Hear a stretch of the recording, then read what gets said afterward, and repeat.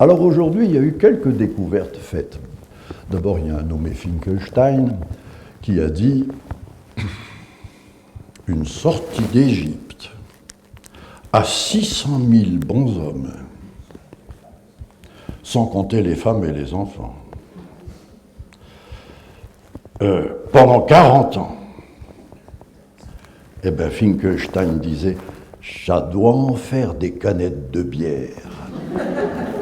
Or, on n'en a pas retrouvé une.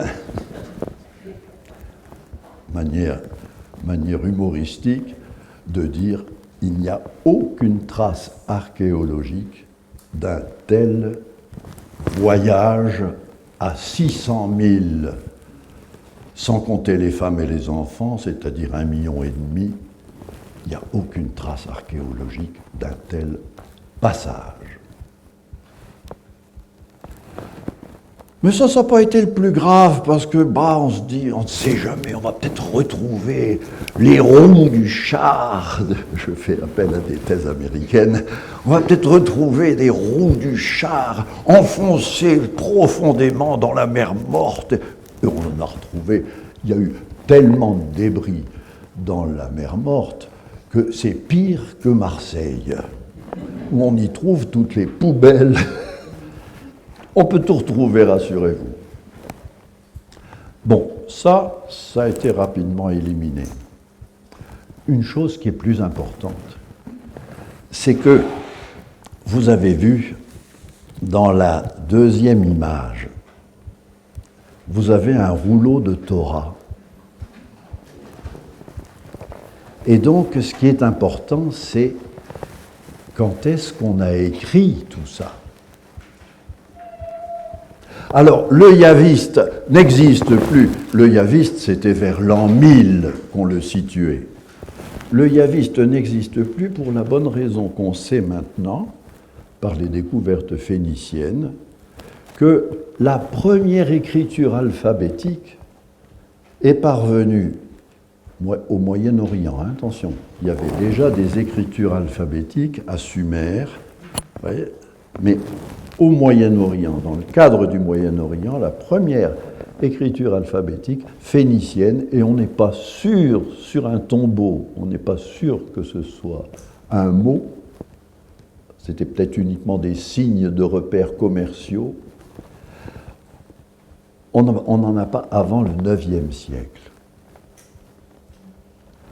Et donc le yaviste, il ne pouvait pas s'écrire parce qu'on ne connaissait pas l'alphabet à l'époque. C'est tout simple, vous voyez, ça évite bien des dépenses pour faire des fouilles, pour retrouver les roues du char. Et puis une autre réflexion aussi, c'est qu'à l'époque, pour écrire sur des papyri ou sur des peaux de bêtes, ça demandait des artistes qu'il fallait payer bien cher et ça demandait beaucoup de temps et beaucoup de sous.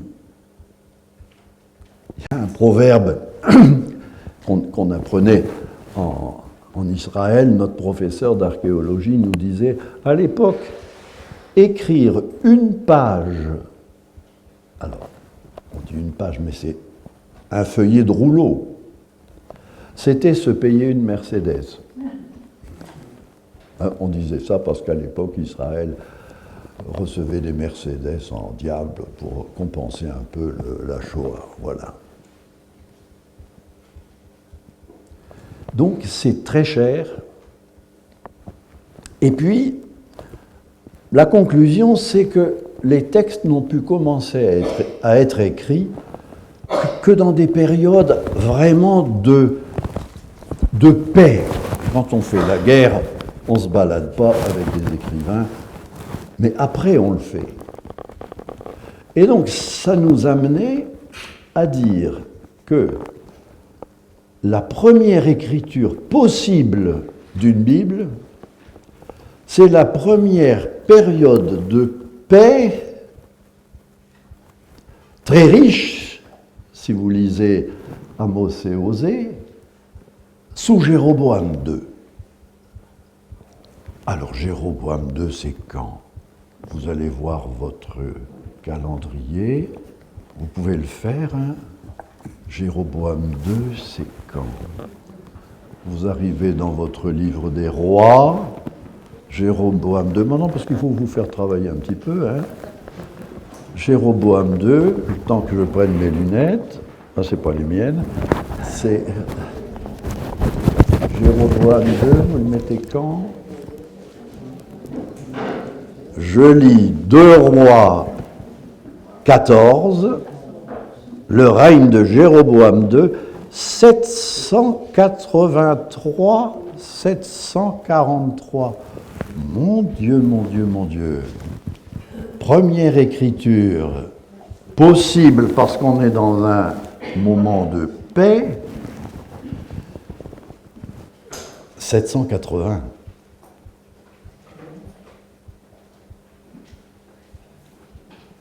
Chute de Samarie, 722. Juste avant la chute de Samarie, il y a eu de fait un moment de paix où on a pu éditer Amos, Osée. Amos, qui vient du sud, mais c'était un gros propriétaire gros propriétaire de troupeaux, et qui vendait ses troupeaux et dans le nord et dans le sud. Le sud n'était pas riche. S'il voulait faire un peu de commerce, il était obligé d'aller dans le nord, c'est ce qu'il a fait. Et puis Osée, lui, il était du nord. Voilà les premières littératures. Non, je suis en train de vous dire une bêtise. Simplement pour assurer votre point de Jéroboam II, on est sûr que Amos, Osée sont écrits à Jéroboam II. Mais on a découvert assez récemment, c'est un certain Danny Noquet qui a fait qu'il devait y avoir, attention, il y avait déjà, vous savez, quand quelqu'un publie une nouveauté, ça veut dire qu'il y a 50 ans de travail derrière, fait par d'autres, mais qui sont maintenant avalés dans la synthèse finale. Danny Noquet a montré que, à cette époque-là, dans le Nord, il pouvait exister ce qu'il a appelé le livre noir de Baal. Parce que